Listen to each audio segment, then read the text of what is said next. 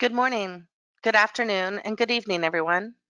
I'm Nancy Rockburn, Head of Safety Management Systems at IATA and Secretary to the IATA Fatigue Management Technical Group. I would like to welcome you to the Managing Fatigue During COVID-19 Normal Operations webinar brought to you by IATA in collaboration with ICAO. This is the second in a two-webinar series on the topic of fatigue. The first was hosted by ICAO this past Tuesday, and it focused on fatigue during COVID-19 during special operations. Now, in honesty, pretty much everything is special operations right now, but the context was using extended flight and duty time limitations through regulatory alleviations. This webinar will focus on managing fatigue in operations within the existing FTLs, but still operating in these exceptional circumstances our industry finds itself with COVID-19. We have three exceptional speakers with us today to guide us through this discussion. The first, who you would have seen hosting the first webinar, is Dr. Michelle Miller, Technical Officer of Human Performance at ICAO. Dr. Miller heads the ICAO Human Performance Task Force, the Fatigue Management Task Force, and coordinates the development of human performance related standards and guidance material. She has an academic background in organizational psychology with a specialization in sleep, fatigue, and performance. Next, providing practical fatigue considerations in today's operations will be Sherry Lev, Principal Advisor of Fatigue Risk Management, Qantas Group, and a member of the IATA Fatigue Management Technical Group. Her role at Qantas provides specialist fatigue and fatigue risk management advice and expertise across the 6 Qantas Group airlines to ensure regulatory compliance and to support organizational risk management. She has a wealth of experience implementing, maintaining, and improving fatigue risk management systems for domestic and international operators in Australia, New Zealand, the United States, and Asia. And last, but certainly not least, we will hear from Dr. Bjorn Hennig to discuss the importance of data for fatigue management. Dr. Hennig has a master's in air transport safety and accident investigation, a PhD in operational research data science, and has held a pilot's license since 1989. As CEO and performance and safety architect at Avialytics, Dr. Hennig is an IATA subject matter expert in fatigue safety performance data, helping IATA and the technical group in developing tools and guidance for industry.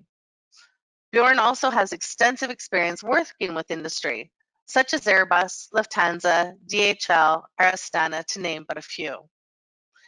Now, before I hand you over to our subject matter experts, I would like to highlight a few logistics for our call today. On the right-hand side of your screen, you will see a question box. We definitely want to hear from you, and we have set aside some time for Q&A. So please type in your questions and we will address them at the end of the session. Also, the session is being recorded and all of the slides presented and reference material mentioned during this call will be sent to you. Finally, as many of us are still working from home, please excuse any background noise or small technical glitches we may have. And we thank you in advance for embracing this new normal. Now, before we start, please tell us a little bit about yourself and the position in your company so we can see who you, our audience, is today. We'll just give it a minute or two.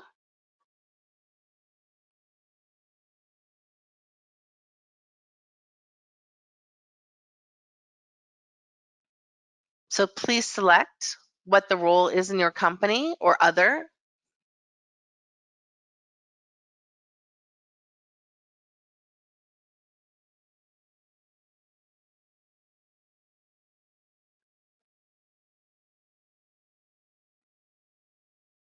And once we've got enough here, we will close the poll.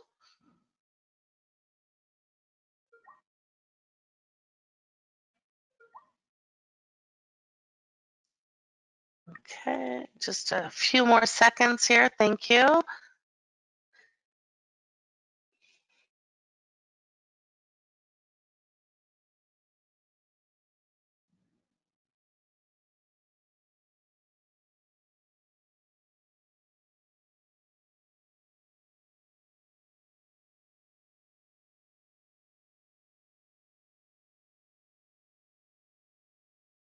Okay.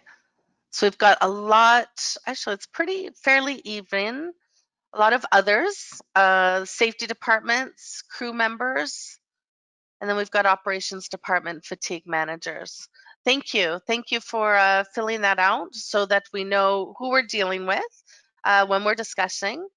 Now, without further ado, I would like to welcome Dr. Miller to start the discussion. Hello, Michelle.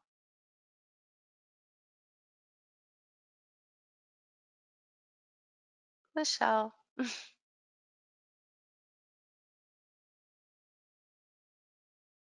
There you are. Good morning, There Michelle. I am. Good morning, Nancy. Thanks for inviting me. No, my And pleasure. welcome Thank to all you. of our participants. I'm just going to start sharing my screen. And hopefully you'll be able to see my screen now.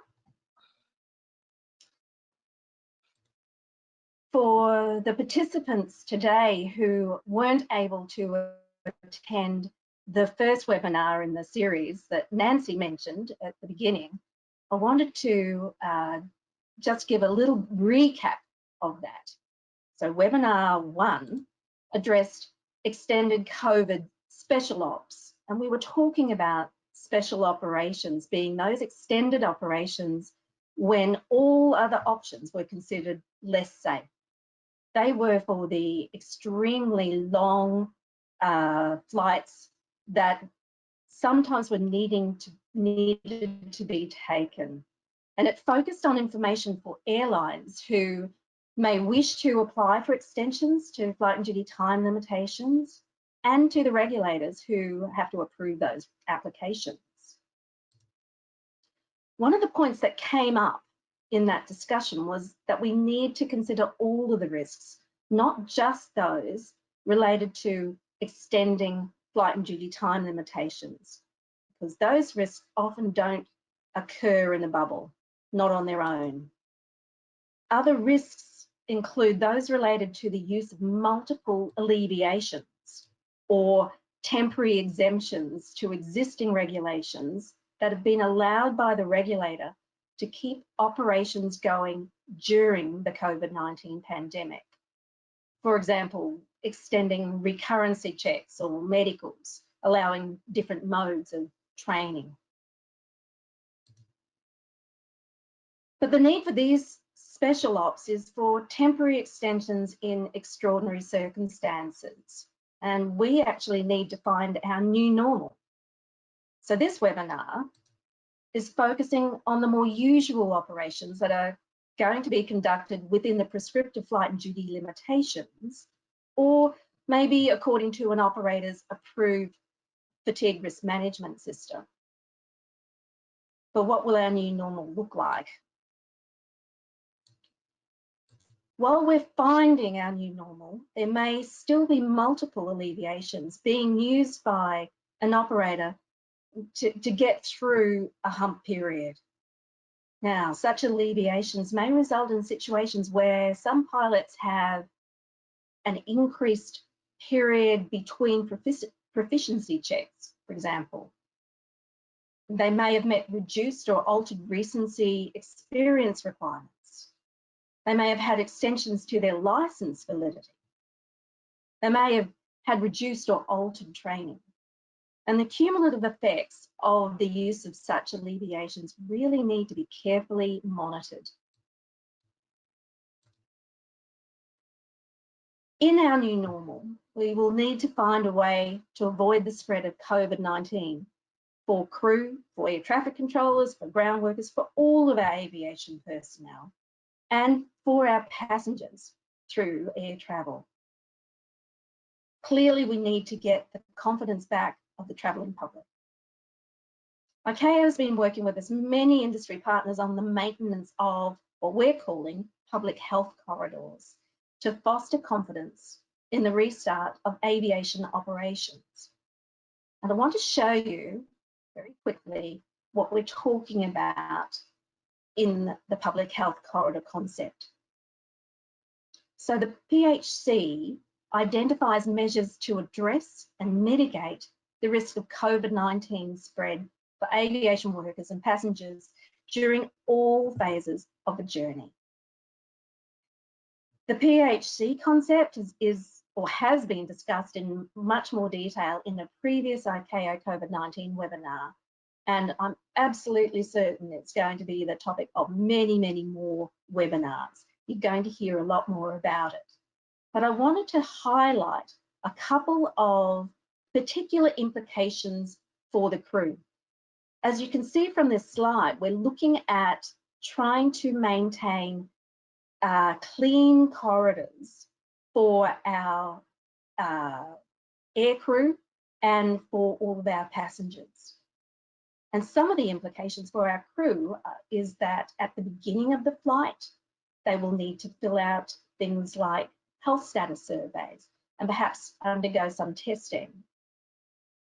During the flight, for them, there's an expectation that there will be minimal in-person interaction with the cabin crew.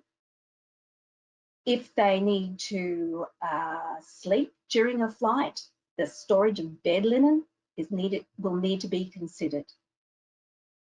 Of particular interest for us when we're talking about fatigue management are the layovers, because layovers are going to look a little bit different if we use the public health corridors. So, for example, the crew are going to be expected to remain in their hotel room and not use the common facilities in the hotel or wander around outside. They'll be asked to dine in their room alone where possible, and where not possible, to be seated alone at a distance from others in the restaurant. So the point I wanted to make is that while the public health corridor concept is targeted at international operations, there may well be that similar measures are taken to support domestic operations as well. So in our new normal, the sad reality, I think, is that most, if not all, of our operators and service providers are now in business survival mode. What does that mean? Is fatigue still an issue that we need to worry about? I think when industry is walking such a tightrope, from my perspective, this is unknown territory. And we know that people are concerned about keeping their jobs, and that the businesses are going to be doing everything they can to keep themselves going. In those sort of circumstances, it seems to me we simply cannot afford an accident, even more than we never could before. And we really need to gain passenger confidence. Where there is such job insecurity and extra pressures, people may be less inclined to make a nuisance of themselves by identifying where there may be hazards. There's extra pressures, and people may not be sleeping as well, or may not be as well prepared when they start a flight. So when I get asked, is fatigue management still relevant for operators? My answer is, I think it's perhaps even more so. And for operators who are wondering whether they should be able to afford to look at fatigue, I think one of the benefits is if they can manage fatigue well now, they can set themselves up for the future by gaining regulatory confidence. And perhaps having regulatory confidence to allow flexibility options in the future should they need them again.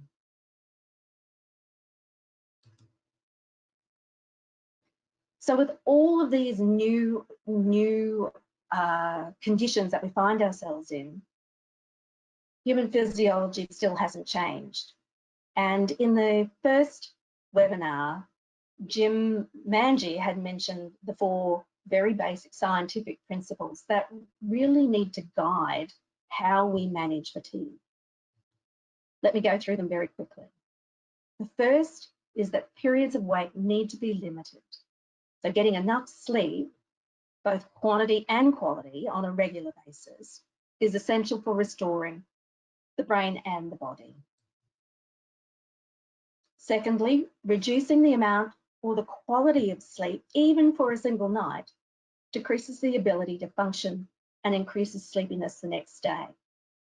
Now, that doesn't mean to say that if you lose 30 minutes of sleep that you would like to have had, that you're going to, bad things will happen and your performance will be unacceptable. It's much more insidious than that in terms of declining performance. But it is important to know that if you reduce your amount of sleep for one night, over several nights, that will accumulate.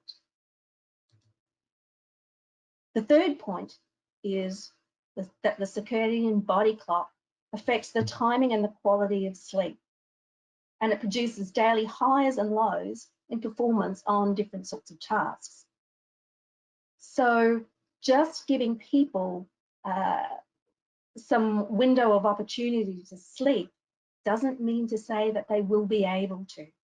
Their window of opportunity to sleep is if you're giving flight crew a chance to sleep at midday for 5 hours.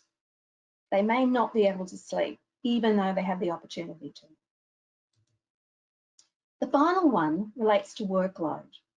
Workload's a challenge because it can be such a subjective thing, difficult to measure. But workload contributes to an individual's level of fatigue. So low workload may unmask physiological sleepiness, while higher workload may exceed the capacity of a fatigued individual. So the point is that people need sleep to function well. And our current unique situation presents many reasons or new reasons that may mean that people can experience increased sleep loss. And regardless of the cause of sleep loss, tired people doing safety critical jobs represent a risk that operators need to manage. So monitoring fatigue now is, if anything, perhaps even more important. And I think it's not just about identifying and recognizing that we may have new areas of fatigue risk, but we've got to be able to mitigate appropriately, not just put in any old thing that somebody else has used and say that we're mitigating. And perhaps even more importantly, it's not just putting in the mitigations, but you need to check whether they're actually working and then continually updating that and changing and adapting so that you are putting in mitigations that do work. Finally, I just want to refer everybody to more comprehensive guidance for the management of fatigue and point you to these two documents. The first document, Doc 9966, is the manual for the oversight of fatigue management approaches, and that is targeted directly to regulators, irrespective of the type of service provider they are providing oversight of. The other document is the IFALPA IATA ICAO document on fatigue management guide for airline operators. And I believe that the website address where you can access these documents for free is being shared with you now. So I'd like to thank you for your time, and I'll happily answer questions at the end. Thank you.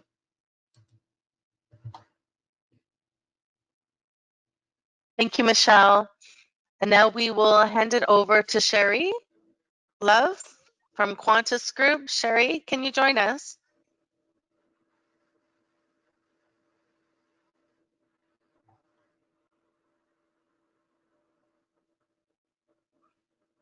Ah, there she is. Hello, Sherry.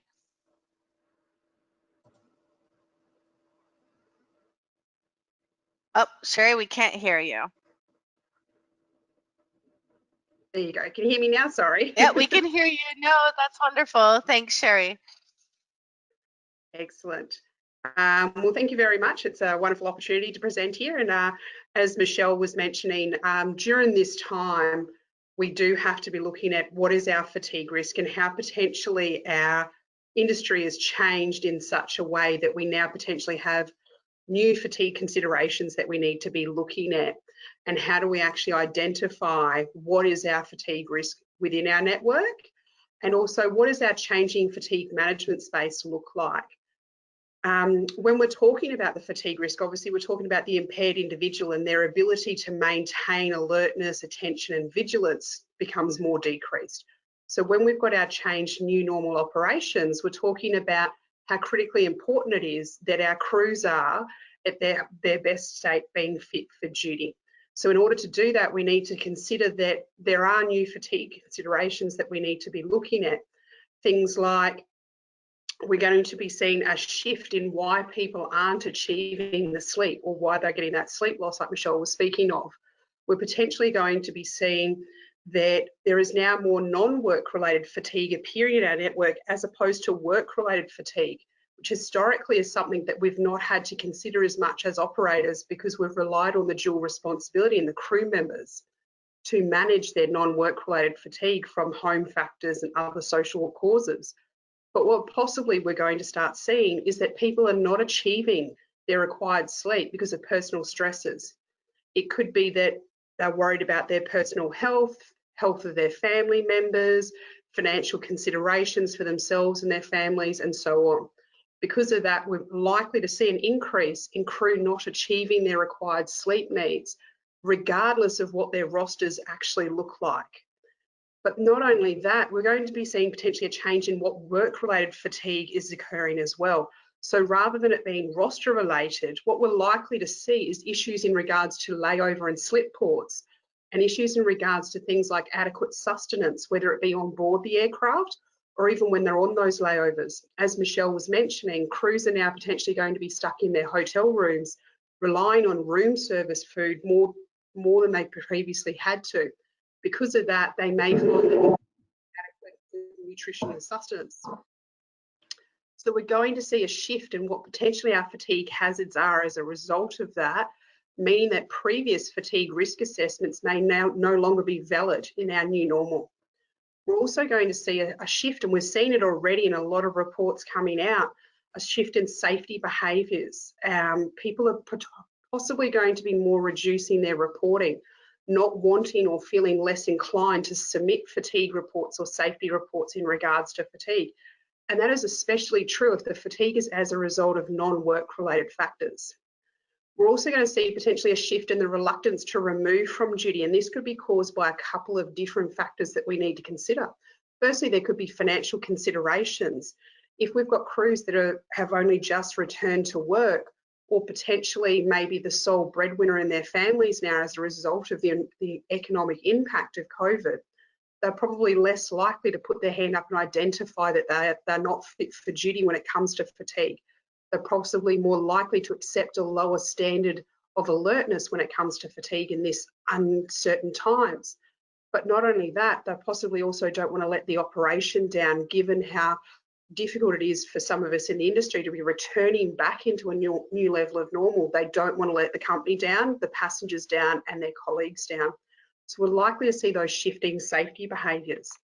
What we also have to consider is that we're going to have two different groups of people, those that are already been working and those that are returning to work, who are having to readapt their sleep behaviours and patterns back into the network. Which then brings us down to, well, how do we normally identify if we have a fatigue hazard? And in our new normal, a lot of our standard normal fatigue hazard identification data sources, the predictive, proactive and reactive, are not going to be there for us. We are dealing with the unknown. We are just returning back to an industry flying.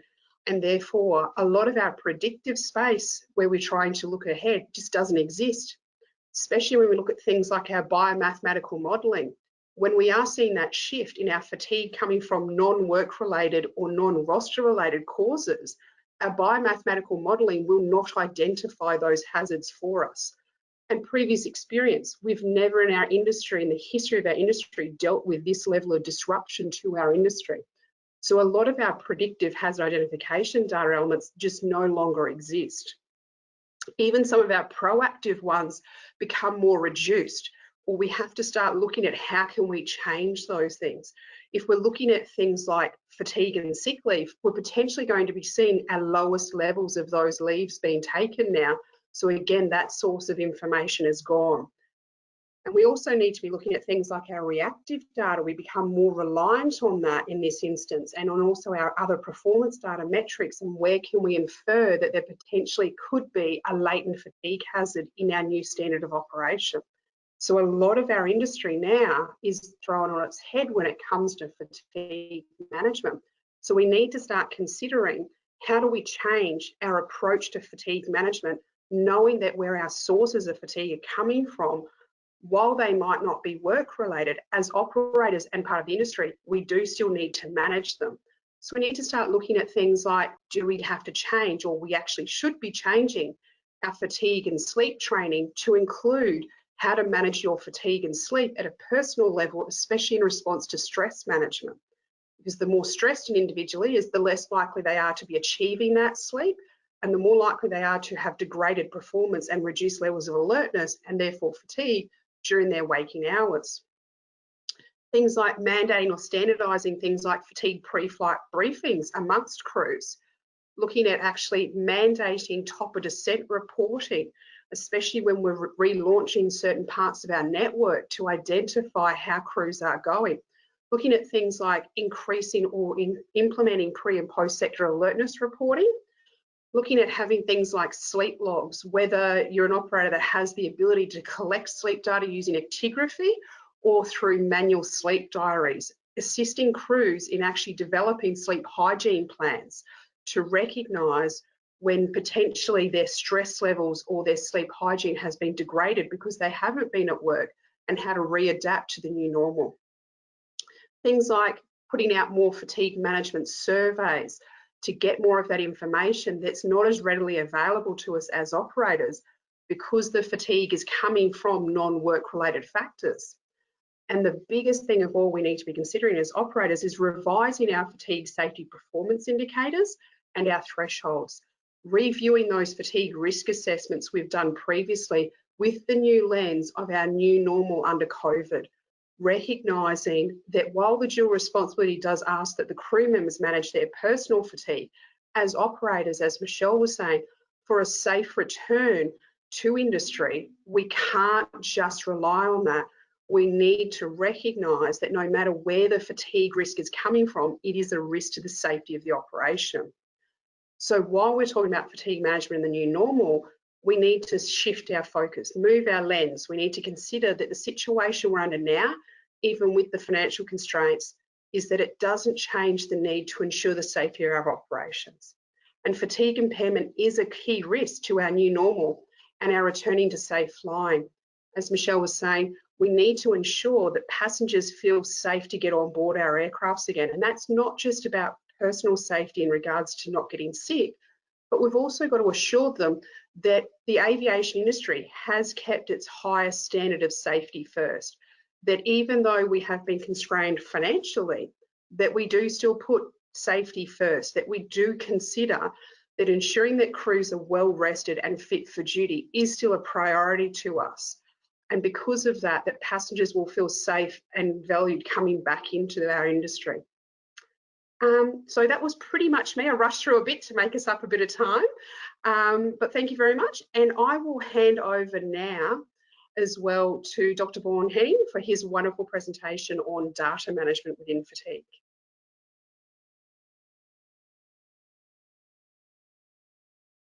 Well, thank you very much. And I hope you're able to see my screen now. And yeah, thanks, Jerry, and hello, everybody. Thank you for joining and for your interest in this event. The topic I will focus on is how being more evidence or data-driven can help the industry in the current scenario. And let me start by telling you my key takeaways from the ICAO webinar 2 days ago, and also from Michelle's and Cherry's presentation. And that's first of all, that even though we are talking about post-COVID-19 normal ops, it will most likely differ quite a bit from the old normal we had. So there is a new normal, and that will probably stay around for quite a while initially. And that's not just because of the new risks that were identified with experience and proficiency of crew members who haven't been flying for a while. It's also the modified infrastructure, the public health corridors that Michelle mentioned, changes in the processes, and quite a bit more. And as a result of that, there is a absolute need, a mandatory need for extended monitoring and a flexible adaptation to the new situation. So let me start by addressing those by looking at the connection between fatigue and safety. And there's been a model out there. It was designed in 2011 by Williamson et al. And what they actually did, they looked at a lot of different scientific studies and research in the area of fatigue and tried to compile them together in order to look at the combination or the transfer, the link between safety and fatigue. And it's important to notice, and it was mentioned before, that actually it's pretty simple to recover from fatigue. You need rest and you need sleep. So that's one of those. So that's the normal way to recover from fatigue, to safely recover from fatigue. However, it also has to be noted that fatigue is it's not a binary aspect. There are certain levels of fatigue. So it's not so that at a certain point you are too fatigued, but you will raise in fatigue. There is a gradual process. And if you're not able to go through this safe recovery process here because of operational requirements or other things, at a certain level of fatigue, this fatigue will actually start to impair your performance. And this is also not a linear relationship. So a little bit fatigue might impair your performance in a little way, and the more the fatigue gets, it's actually probably not linear, but more exponential, how the performance capabilities are impaired. Regarding safety, that doesn't necessarily mean that it's a problem, because as long as the demands are still below the capabilities, we are still fine. But as soon as there are special situations, special challenges, and the capabilities are not big enough to meet the demands of the current situation from a crew member, that's actually when safety becomes compromised and when we definitely have a problem. It's been already mentioned what the key factors regarding fatigue are. It's the circadian factor, the sleep homeostasis, and mentioned before, very important, the task-related factor, especially today, because they make up quite a bit of it, and they are very hard to handle. What we actually did in our thoughts was we integrated another factor, the demographic factor, which is represented in the other three aspects, but it is something we can look towards, like age factors, special scenarios and situations a person is in. So that's something we can easier get a handle on than on general task-related factors. So from a systemic approach, fatigue management, if we try to use fatigue management, what we do is we try to implement controllers and barriers into the system.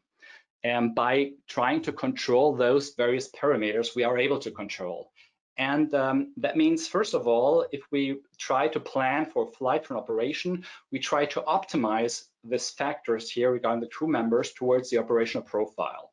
That's one of the things those controllers are for. The other thing is, if we identify certain risks, we could use them to try to mitigate those risks. And the barriers themselves, they are more established as warning mechanisms to proactively prevent lapses and mishaps. So how do we want to avoid the impact of fatigue on safety? Well, obviously, the easiest way would be to simply not being fatigued. However, that's not really possible. In airline operation, fatigue is inherent to the system, so we cannot eliminate it. Instead, what we have to do is we have to mitigate or manage it.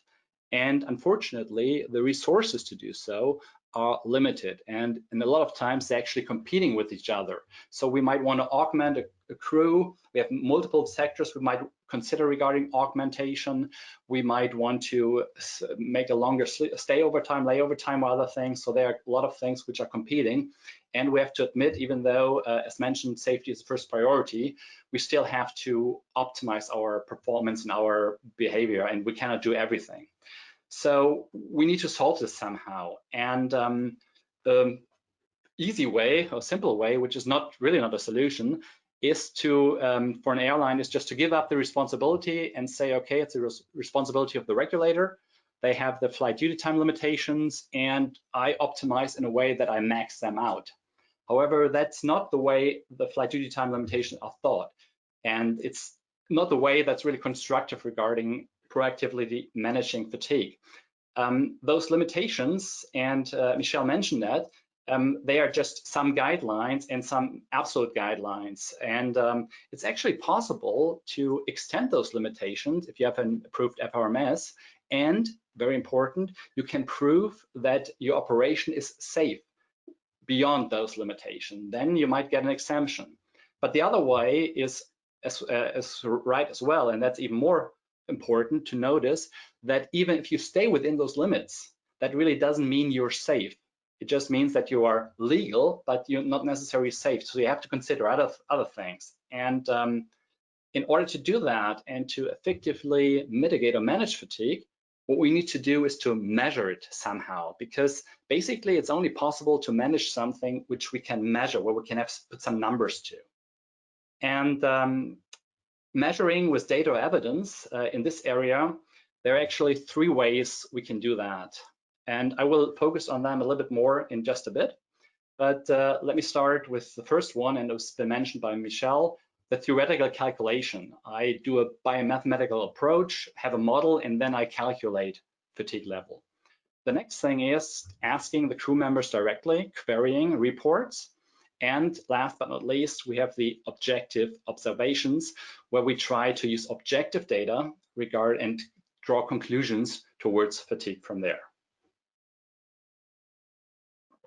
So let me start by digging into the biomathematical models a little bit more. The idea about those models are they're based on the scientific principles we already mentioned. So they are science-based, and there's a lot of good publications out there, and actually there's a consulting industry around them. And what's great about them, they produce a huge amount of data. So we have a lot of things to work with, and they are very powerful for planning and evaluation of alternatives.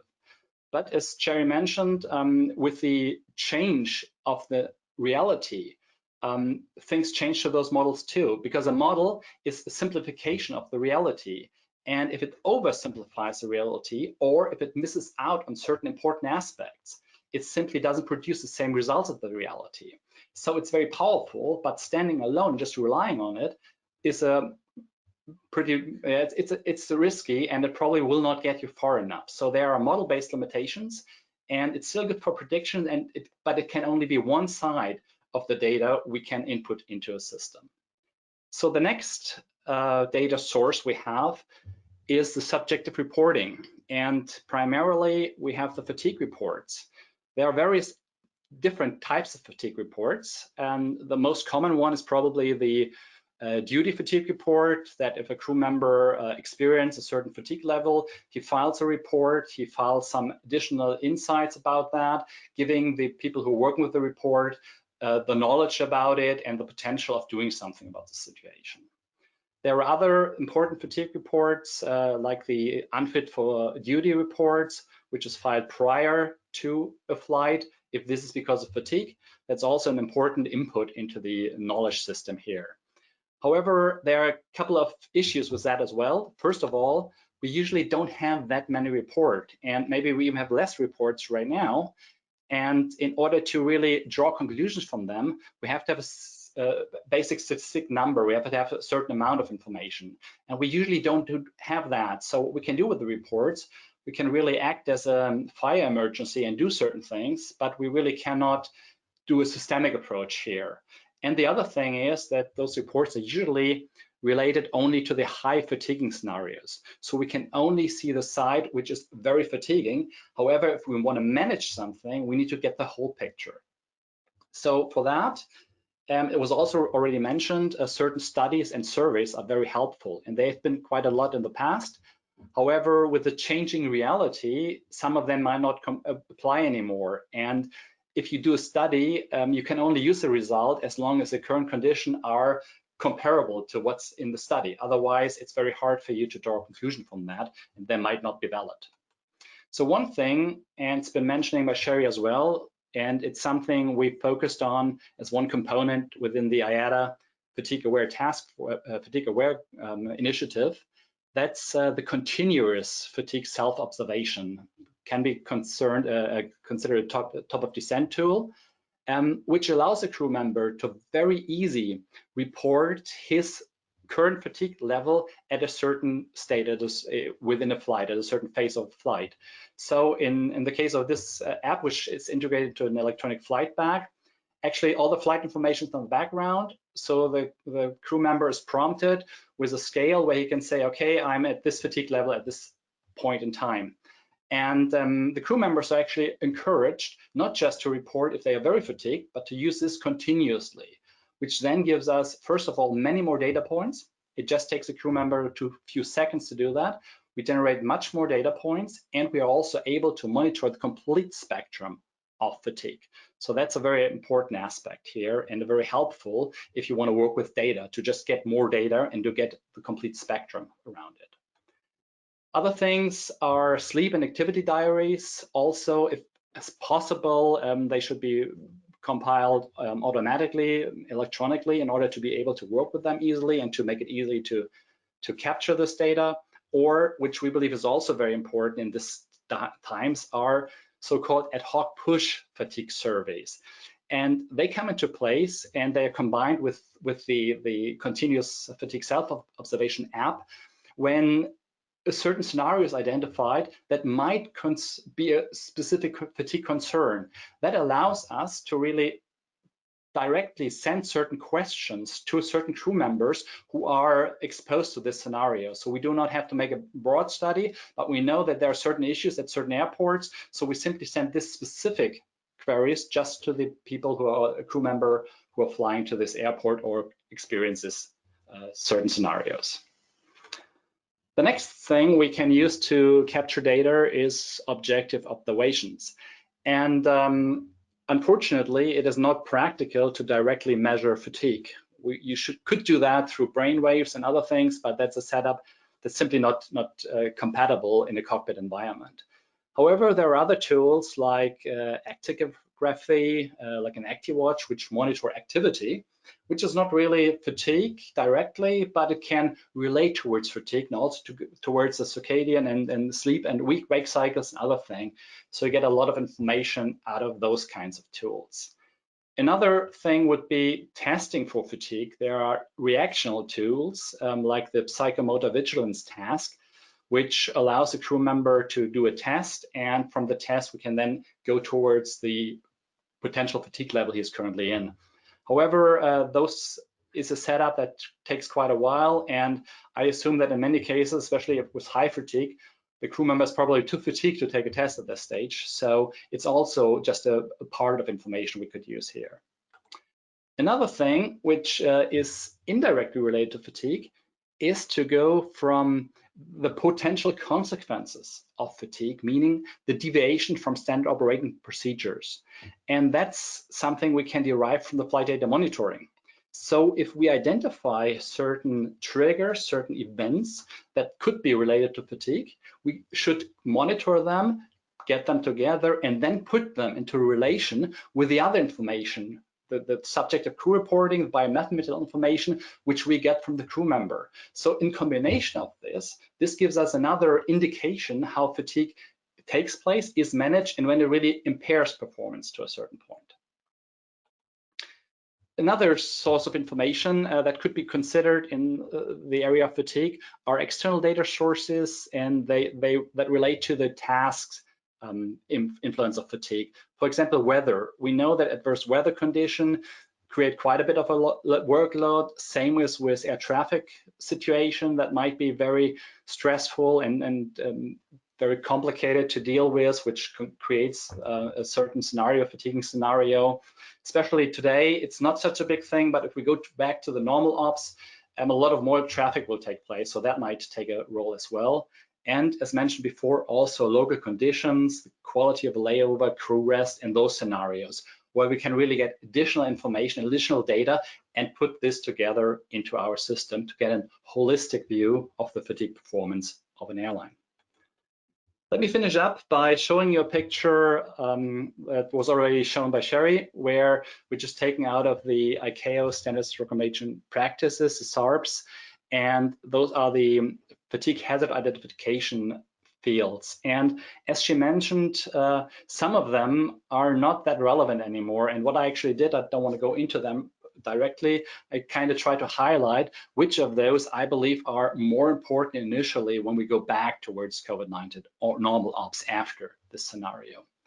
In addition to that, which has not been mentioned here, but I mentioned it in the presentation, we believe it is very important to get this continuous full-scale observation, subjective observation using a small application to really provide continuous information flow about experience fatigue level of crew member. And next point, we already mentioned crew training, sharing of lessons learned. If you have something, put it into the training, do something with it, use the information, maybe even share it beyond your airline to really use something with that. And last but not least, the dedicated ad hoc ferries, which gives us a possibility or the opportunity to react to certain things that came up that we haven't thought of before, but that what might affect fatigue. Okay, that's about putting the data in. Obviously, it's very important to also strategically get the data out of the system and to work with that. So visualization of the data in order to use the data for selective mitigation decision support is also a very important aspect. And here, there has to be a big understanding of the fatigue performance indicators and how they really act together, because a lot of the things from the past might not be applicable as they were in the past. So we have to review that and we have to work on that. And last but not least, the monitoring mitigation support is to see if you do something, if you implement a strategy or if you implement a mitigation measure, you have to monitor whether there were the effects you were expecting. Okay, this brings me to the end of my quick overview, and the aspects I discussed here, they are actually addressed in the IATA Fatigue Aware initiative, so I asked you to check that out. And I'm looking forward to your questions. And with that, I hand over to Nancy. Thank you.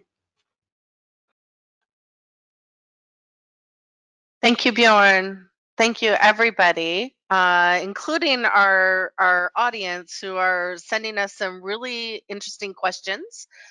So thank you for that. I'll just bring up all of the panelists, all of the speakers here. So Michelle, Sherry, Bjorn. And what I will do, if you don't mind, is we will take these last few minutes and go through some of the questions that our audience has come up with. And there's quite a few, so we'll try to get through as many as we can.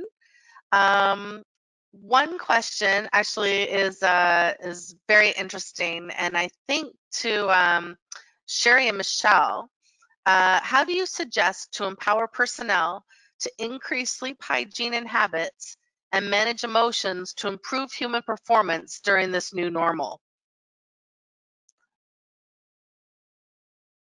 So Shall I go first? Sure, Michelle, please. Thank you.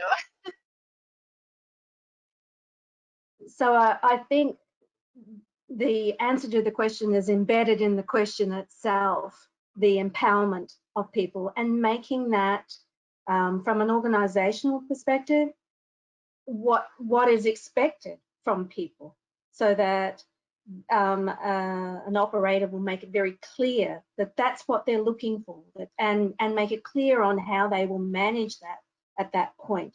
So I think from a operational perspective, it's really important to say to your people and to provide evidence that you welcome that sort of input. You provide education for them, and that they're not going to be mistreated or lose their jobs because they say something like that. That in fact, that's what the expected behaviour is. That's what the operator is looking for, because we're all in this together. Sherry, what do you think?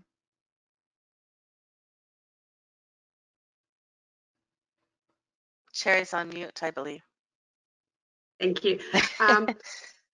Yeah, I agree. We've got to, and that's what I was talking about earlier when I said we need to look at the training we provide to the crews. And I think part of that training, especially the return to work training, if people have been stood down or furlonged, is to say to them, we recognise that this is an unusual situation, not just at work, but at home and in all aspects of your life. Therefore, we agree, and we're going to help you as much as possible on how to manage your sleep, how to recognise that the stress of what's happening in our society today is impacting your sleep, because we do as an organisation recognise, while it's that falls into that dual responsibility, it's a lot of a space where we've never had to face as individuals before. So I think, as Michelle said, empowering people, saying to them as operators that we recognise what challenges you're facing, as well as the challenges we're facing as an operation, and how can we bring that all full circle together. Thank you. Thank you both. There's another question here. With the long list of exemptions and extensions being given for pilots, so the extensions of licenses, the validity of licenses, medical test extensions, even FTL alleviations. A question here, is this not adding to fatigue? And Sherry, I guess you talked about this compounded risk. So again, Sherry and Michelle, if you would like to comment a little bit further about this. Yeah, I agree. The more pressure we're putting on people, like you said, the lack of familiarity, and Michelle mentioned it before about if there's been gaps between training and between recency of flying, that of course adds additional stress and pressure. So that could actually compound the sleep loss as well. And then if you've got the sleep loss, even if it's not stress over that, but over other issues, then that lack of recency or that change of style of operation will all compound. You know, we are used to seeing compounding risk within our industry, but we're now seeing it from a different space. Would you agree, Michelle? Absolutely. And I think we're so keen to make sure that we can continue operations and sustain our industry, but we need to be very cognizant that we're not going to put us all at too much risk that we can't manage. And the need to extend, for example, the time between proficiency checks, I think we really just need to recognise that that may result in some of our crew not being quite as confident as they would have been before. Now, if you're building in, if the same crew are being crewed with on extended operations and then something else goes wrong, we're starting to build up a bit of a picture of extra stuff that they're having to manage. So I'm not saying that we shouldn't have these alleviations. We need these alleviations, but I think it's very important for both the operators and the regulators to look at when these alleviations are starting to build up, and to make sure that they're mitigating and addressing them appropriately. Thank you both. And it touches upon another question here that also says, do you think obviously not flying for a long period of time is also a threat, as well as obviously the lack of sleep? And could that also influence fatigue levels? Absolutely. As I say, I think what I'm noticing is that people are perhaps not as confident when they're going back to operations. Operations feel a little odd at the moment. They're a little bit different, and people have been off for a while. So that's absolutely the case, I believe, and adding to the extra pressures that people are having to contend with. Right. Thank you. And then some questions here too.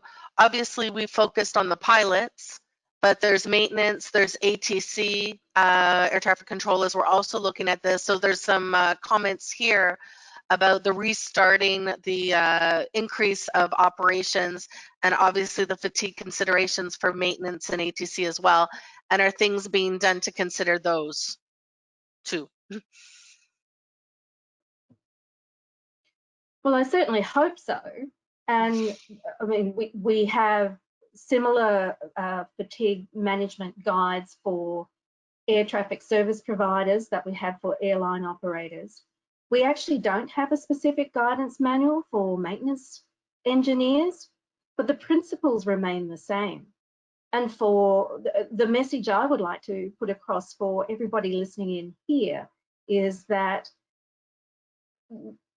there's a responsibility, I think, to manage your fatigue risks within the constraints of whatever working hours that you were limited to, using your safety management processes. It's another hazard, and it's a changing hazard.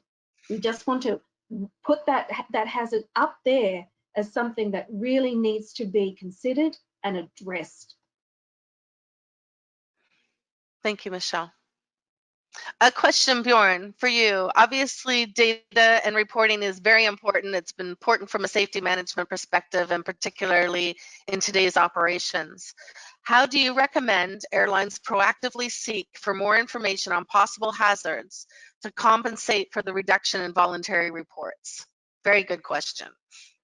It's actually a very, very good question. And one thing I believe is extremely important is a just culture. So if the reason why reports are less reports, if it's really because people are afraid that it will have a negative impact on them if they're reporting, that's something that's very, very important for the airline to work against that, to really make sure that that the airline needs a report, that we need the data in order to be able to act, especially in those times. So there should be an encouragement for reporting.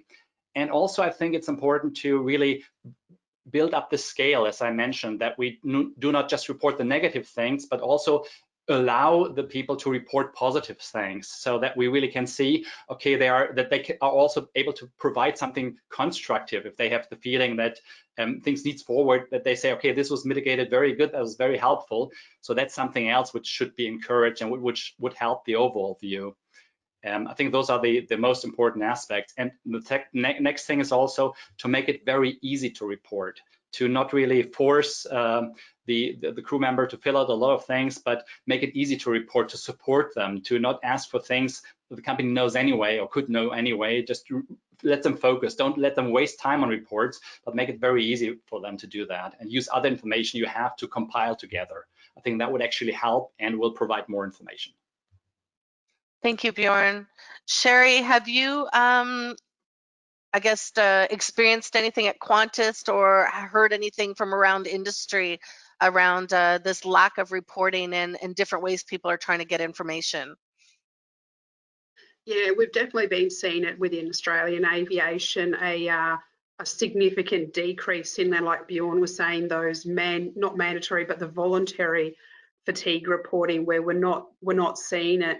So some of the ways we've been looking at counteracting it is by using crew alertness, top of descent reporting, pre and post duty alertness reporting, and just requesting that crew put it in, so that regardless if they're rating themselves low on the Sam Pirelli or the Karolinski Sleepiness Scale, that we're getting that data to actually validate that, yeah, you know what, 98% of our crew that flew this last month are rating themselves below 3 on the Sam Pirelli, both at start and end of duty, or at top of descent, and things like that, to actually validate some of that information. Because as I was saying earlier, we don't know what we don't know in this current climate.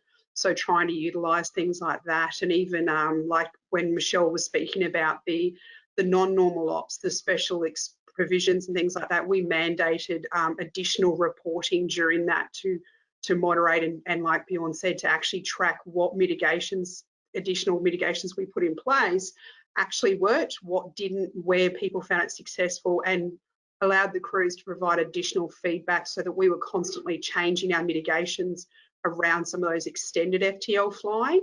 But we've also used some of that information that we've done there with mitigations that did work, and look at how can we actually take some of those additional mitigations and put it into our normal fatigue management for normal operations as well. So we've been looking at things like that. Great, Sherry, thank you. I'm cognizant of the time. We're 1 minute over. We still have the majority of all of our attendees still here, so everybody's still engaged, which is great. We still have a number of questions, but I'm just wondering, obviously we're not going to get through them all, but are you guys okay to stay on just for 1 or 2 more questions? Great, great, thank you. And then we'll kind of wrap it up. So Michelle, one for you based on your expertise. How can individuals handle long periods of non-scheduled duty time with short periods of full workload? Are there any tips or tricks that can be done to help with that? So say again, Nancy, long periods of non-work. Non-scheduled duty, yep, non-work with like short periods of full out, like big workload. Right.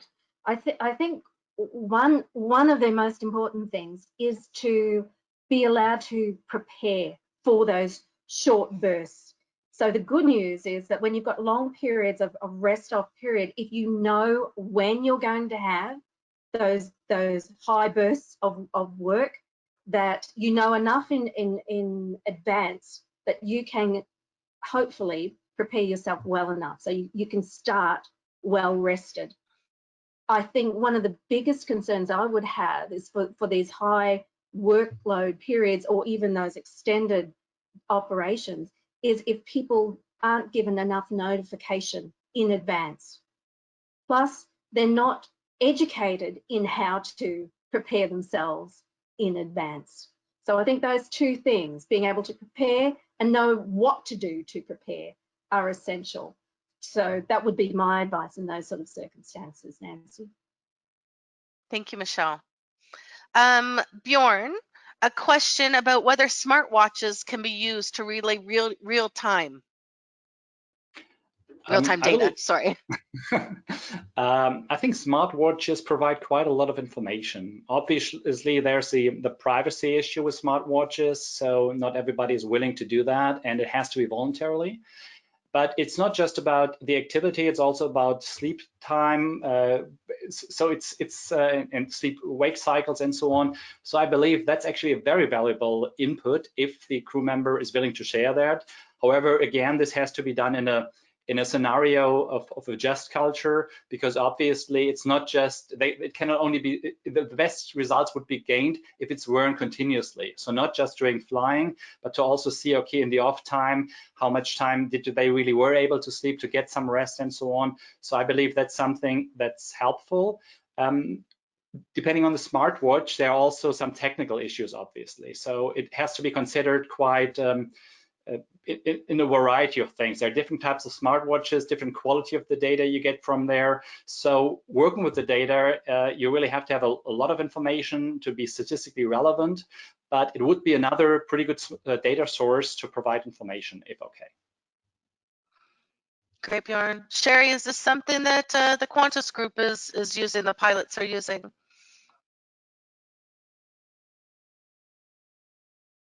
No, we aren't currently collecting data using smartwatches or things like Fitbits or Garmin's or anything like that.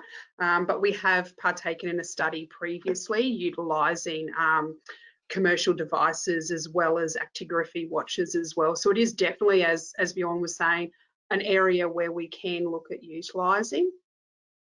Great. Thank you, Sherry. Another question, Bjorn, kind of technical and from a data perspective. As the new results are coming in and it's kind of the new normal, can that be used from previous data? Or is it going to skew the data? Or do you have to start from the beginning because the real scenarios are changing? It's a very, very, very good question. It's a good question, and it's a lot about statistics, because if you don't have the data, you do not really know how this relates to each other and which parts you can use or cannot use. And with all the data, if you don't have enough data, you can't really see anything. And that's a problem with the simple fatigue reports. If you only get the fatigue reports, it's usually not enough data because you have so many different scenarios, situations, and so on. So what we're actually using now in the post-COVID time with the data, we obviously compare this and use it in connection with the historic data. However, we are very interested and we are looking into it in very much detail whether there are certain breaks, certain changes. And that's something you can basically do with data science to see, okay, was there some significant changes in certain things? Do you need other information to confirm that? So that we have a new normal doesn't mean we have to throw away everything in the past, because again, fatigue is a very basic construct and the impacts of that. So we can use quite a lot of the old things. We just have to be very careful in how to use it, in which consequences and conclusions to draw out of that. Thanks, Bjorn. A question, I guess, for anybody, all three panelists. How will mental health disturbances derived from COVID-19 pandemic how does it factor in regards to sleep physiology, hygiene, and behavior? So how is it impacting? Sure, That has a massive impact. Like, there's a lot of research out now, even regardless of COVID, that like the link between mental health and sleep is very much correlated. Like, they've discovered that the genealogy around anxiety and depression is closely linked to the genealogy around sleep disorders and insomnia and things like that. So if we are seeing an increase in mental health conditions, whether it be stress, depression, and anxiety, we will be seeing an increase in sleep issues, whether it becomes diagnosed sleep cases like insomnia or just poor sleep hygiene habits, things like that. We will, and we do see that occur quite often in the clinical space around medicals and sleep and mental health. There is just no way to separate those two things. They are very closely intertwined. Thank you, Sherry. Last question, again, cognizant of the time, but it's again to all three of our panelists here.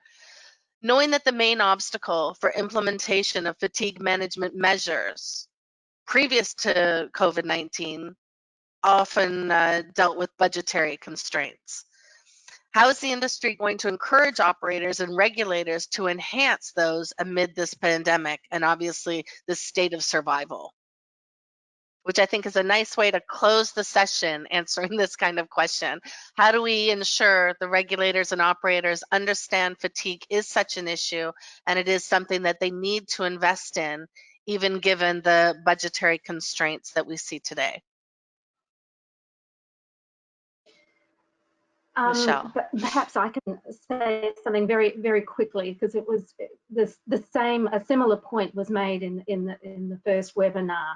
How do, fatigue management is often associated with investing more resources, and suddenly we're walking this tightrope situation.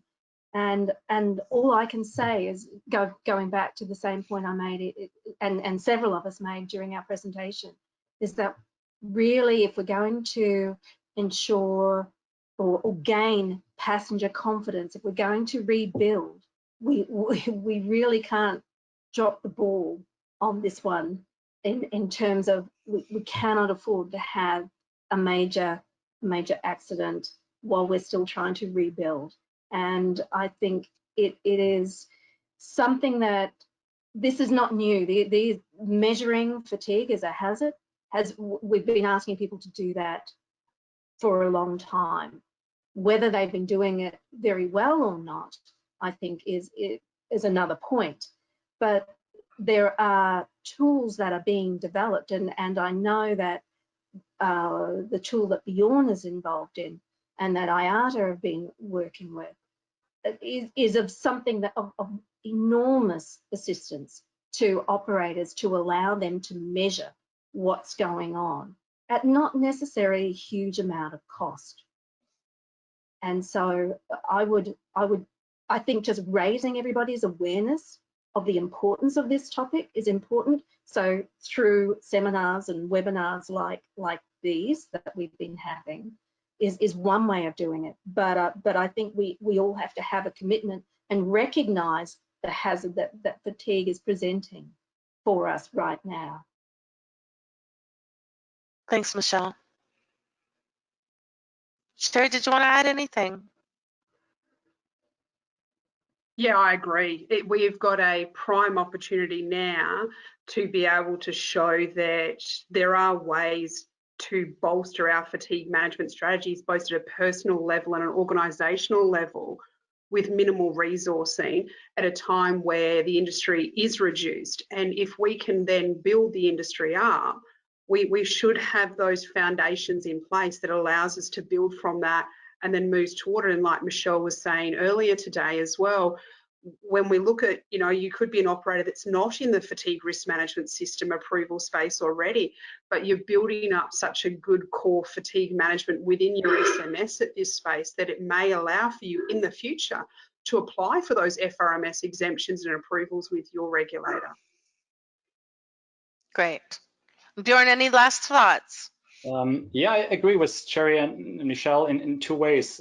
First of all, there is already a lot of data within the companies which is fatigue relevant. We talked about flight data monitoring, other things. So there's not such a big price tag to that, and to use the data and to combine that. So that's one thing which can be used. And also there are a lot of smaller tools. Changing the culture, being more willing to report. That's also something that doesn't initially cost much money if you have a just culture and get more reports. So that's, I think, a very important aspect to consider. And the other thing is that it's about the conception of the public about safety. And if you look towards in the past already accidents reports, you find fatigue mentioned quite a lot of them, maybe 20%, 30%. If this goes up, then the confidence of the people flying will be reduced. So it's an economic question as well, because it's very important to build up the confidence there, to get the people flying after COVID again. And it would be very counterproductive if you introduce other threats and visible threats. And fatigue has been recognized as a threat in the past. So you should always look at the potential opportunity cost if you're not doing enough for that. Right. Well, great. Well, thank you again. Fatigue is obviously an issue. It's going to stay around as an issue. COVID-19 has definitely highlighted the issue. And Sherry, as you mentioned, the compounded risks that are around fatigue based on COVID-19 operations, something that we're going to be dealing with, I think, for the next 2 or 3 years at least. But thank you all for taking the time of speaking with us today to bring forward this information to our audience. And thank you obviously to the attendees of the webinar for taking the time. We know everybody's incredibly busy, even though we have fewer flights going on, it seems we're busier than ever. But thank you for taking the time and participating and asking the questions. And just as a reminder, this webinar has been recorded. The slides and the resources will be available to all.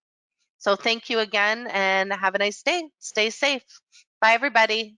Thank you. Bye-bye. Bye. Bye.